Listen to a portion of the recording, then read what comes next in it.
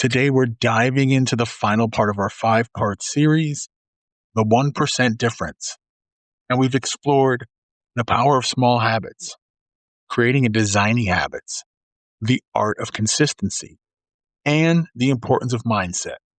Now, it's time to discuss the ultimate goal, making these habits a permanent fixture in your life, a part of your identity.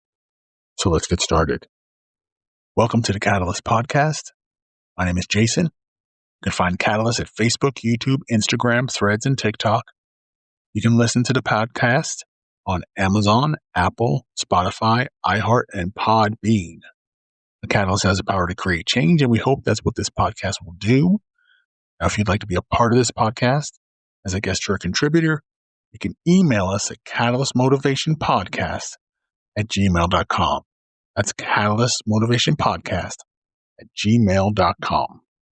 Welcome to episode 75, The 1% Difference, Part 5, Sustained Transformation and Beyond. You know, it's easy to get caught up in the excitement of starting a new habit. The initial motivation is a high. The energy is palpable. But the real challenge lies in sustaining it over the long haul. That is where the magic of habit stacking comes into play. By linking a new habit to an existing one, you create a powerful chain reaction.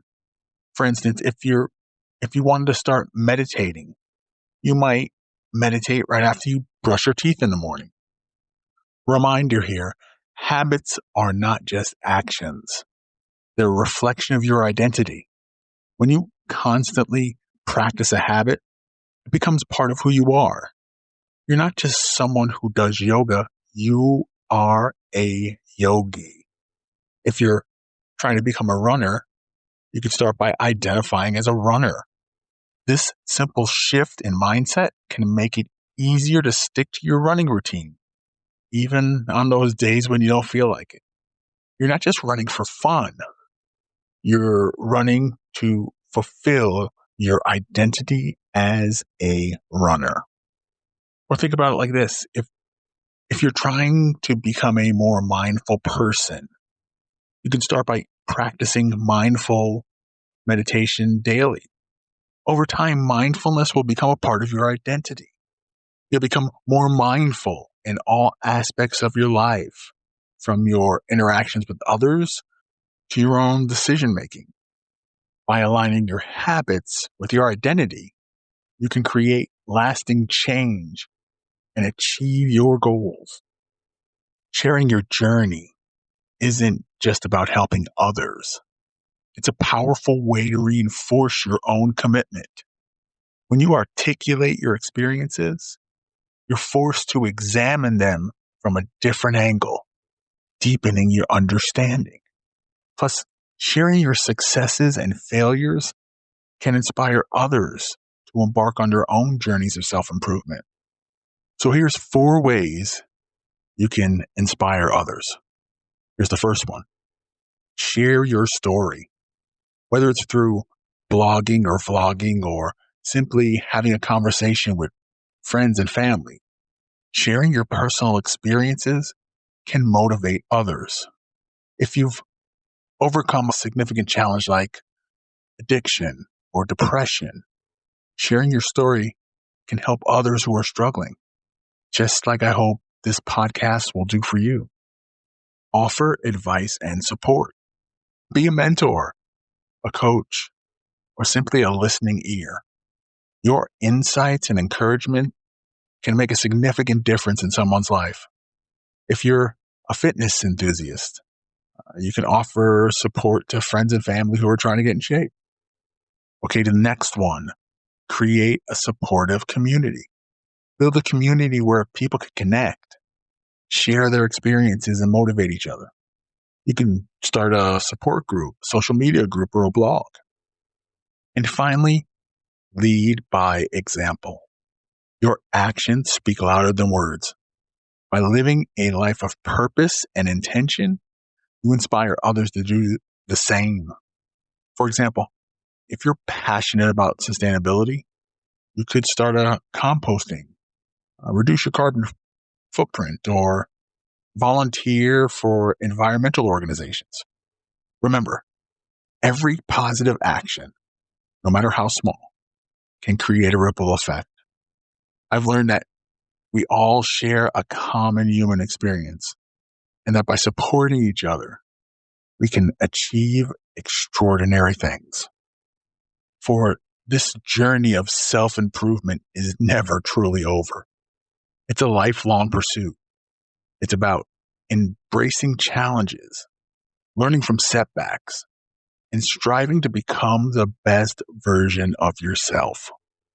To help you out, here's some practical tips to foster continuous growth. The first one, seek out mentors and coaches. A mentor can provide an invaluable guidance and support. If you're aspiring to be a software engineer, find senior developers to mentor you so you can accelerate your learning process. The next one, embrace lifelong learning. Read books, take online courses, or attend workshops. Let's say you're interested in data science. By taking data science courses on platforms like Coursera or edX, you can acquire a new skill that can open up a new career of opportunities. We'll have the links for both in the description. Okay, the next one, practice deliberate practice. This involves focused, intentional practice aimed at improving a specific skill. If you're an athlete, practicing a specific drill or technique repeatedly can significantly enhance your performance. Here's another. Step outside your comfort zone. Challenge yourself to try new things, whether it's public speaking, learning a new language, traveling solo, starting a podcast. Stepping outside your comfort zone can lead to significant personal growth. And finally, cultivate a growth mindset. Believe in your ability to learn and improve. When faced with new challenges, view them as opportunities to grow rather than obstacles to overcome. By actively seeking out opportunities to learn and grow, you can unlock your full potential and live a more fulfilling life. Remember, the journey of self-improvement is a marathon, not a sprint. So pace yourself, stay committed, and enjoy the process. As we conclude this series, it's important to reflect on the progress we've made and set our sights on for the future. We've delved into the power of small habits, the significance of consistency, and the crucial role of mindset in achieving our goals. We've also emphasized the importance of inspiring others and the need for continuous growth. Looking ahead, I'm excited to continue my own journey of self-improvement. Here are a few of the goals I'm going to be working towards. Okay, like we said, we're going to hold each other accountable here. So, first one is deepening my meditation practice. I've completely gone off and I need to get back on. So, I'm going to increase my daily meditation time from 0 to 30 minutes and look at different kinds of meditation techniques, mindfulness, and maybe even a little TM. Heard about it, but always wanted to do it. Maybe I'll do it. I think I'll do it now. I'm going to try it now.